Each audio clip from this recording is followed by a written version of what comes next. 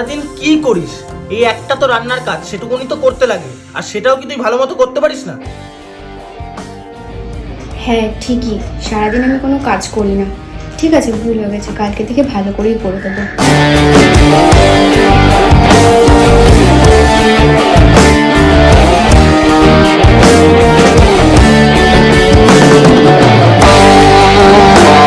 তুই যে খাবারটা খেয়ে ওরকম করলি, তুই জানিস সারাদিন ও কত কি কাজ করে?